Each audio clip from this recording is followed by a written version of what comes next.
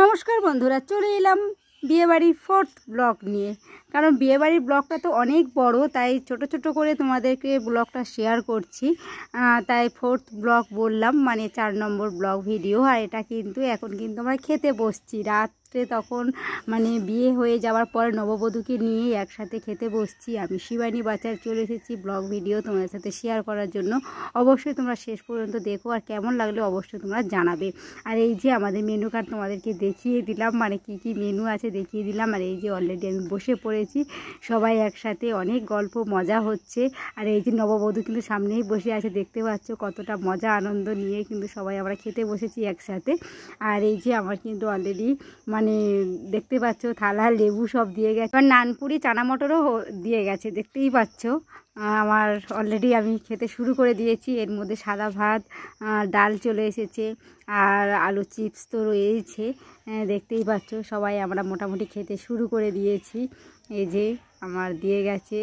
আর এই দেখো পাবদা মাছ, এটা সর্ষে পাবদা। আর এদিকে মাটন ছিল, চিকেন ছিল, কিন্তু আমি তো মাটন খাই না, খাসির মাংস খাই না, তাই আমি নিয়েছি লেগ পিস। আর এই দেখো দিদিভাই কি করছে, মানে লেবু দিয়ে ভাত খেয়েছে আর লেবু জলটা ওরকমভাবেই খাচ্ছে। আর এদিকে দেখো আমার অলরেডি কথা বলতে বলতে এদিকে সব কিছু অলরেডি প্রায় চাটনি পাঁপড় সব এসে গেছে। এদিকে সন্দেশও পড়ে গেছে, সন্দেশ মিষ্টি সব কিছু মানে আমার পড়ে গেছে। আমি খেতে শুরু করে দিয়েছি এক এক করে। আর এই যে নববধূকে কি সুন্দরভাবে ওদেরকে মানে শেষ পাতে হাত ধোয়ার ব্যবস্থাটা করেছে, খুব সুন্দরভাবে, খুবই ভালো লাগলো। আর তোমরা সবাই দেখতেই থাকো শেষ পর্যন্ত ভিডিওটা। এবার দেখো সত্যি মানে পরের দিন যখন মেয়ে জামাই যখন চলে যাবে, মানে সত্যি মনটা খুবই খারাপ, সবারই মনটা অত্যন্তই খারাপ। কারণ একটা মেয়ে যখন এতদিন এত বড় করে যখন পরের ঘরে চলে যাচ্ছে, মানে নিজের যে বাড়িতে এতদিন বড় হলো, নিজের বাড়ি বলেই জানতো, আজকে সেই বাড়িটা হয়ে যাচ্ছে মানে আত্মীয়র বাড়ি, মানে বলতে গেলে কুটুম বাড়ি যেটা বলা হয়। আর নিজের বাড়ি যেটা স্বামীর বাড়ি বলা হয়, আজকের সেই স্বামীর বাড়ি সেই মেয়ে চলে যাচ্ছে। সবার মনটা অনেকটাই খারাপ। হয়তো সবাই প্রথম দেখতে পাচ্ছে অনেক মজা করছে, কিন্তু এখন বরণ চলছে তাই সবাই একটু মজা করছে। মানে সত্যি এই সময়টা সবারই খুব কষ্টের সময়। যারা আমরা মেয়েরা যখন এরকমভাবে এসেছি, তখন সত্যি সেই মুহূর্তটা কেউ ভোলার নয়। মানে এতটাই কষ্ট হয়, একটা মেয়ে না হলে কিন্তু সেই কষ্টটা কেউ বুঝবে না। আমরা যে আমার বাবা মাকে ছেড়ে যে আমরা পরের ঘরে এসেছি সবাইকে আপন করে নেওয়ার জন্য, কিন্তু সবাই কি আমাদেরকে কি আপন করে নিতে পারে? আপন করে নিতে পারে না। কিন্তু একটা মেয়ে যখন নতুন সংসারে যায়, সে তখন কিন্তু অনেক চিন্তা ভাবনা, অনেক কিছু স্বপ্ন নিয়েই কিন্তু একটা নতুন সংসারে তার ঘর বাঁধা শুরু করে। কিন্তু যার কপালটা ভালো তার তো সব কিছুই ভালো হয়, আর যার কপাল ভালো নয় তার সব কিছু সেরকমই হয়, তোমরা সবই জানো। আর সত্যি কথা বলতে বলতে একটা কষ্টের মুহূর্ত, খুবই কষ্টের মুহূর্ত, মানে তোমাদের কি বলবো, মানে সত্যি কিচ্ছু বলার নেই। এই মুহূর্তটা একটা মেয়ের কাছে কতটা যে কষ্টদায়ক সেটা একমাত্র একটা মেয়েই বোঝে। আর দেখতেই পাচ্ছ মিষ্টি মুখ চলছে এখন। মানে সত্যি মানে কিছু আমি বলতেই পারছি না, এতটাই মানে কষ্টের একটা মুহূর্ত। মানে আমরাও এই সময়টা কিন্তু এক সময় পার করে এসেছি, কিন্তু আমি ভিডিওটা করেছি, খুবই কষ্ট হচ্ছিল, তাও ভিডিওটা একটু করলাম। যেহেতু তোমাদের সাথে তো আমি ভিডিও শেয়ার করি, ব্লগ ভিডিও দেব, তার জন্যই একটু একটু করে যতটা পেরেছি আমি নিয়েছি তোমাদের সাথে একটু শেয়ার করার জন্য।